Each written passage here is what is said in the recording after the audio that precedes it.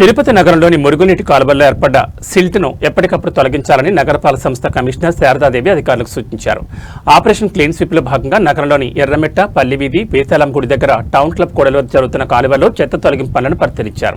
Operation clean స్వీప్లో భాగంగా నగరంలోని పెద్ద పెద్ద డ్రైన్లలో పేరుకుపోయిన చెత్తను, పిచ్చి మొక్కలు తొలగించి శుభ్రం చేయాలని తెలిపారు.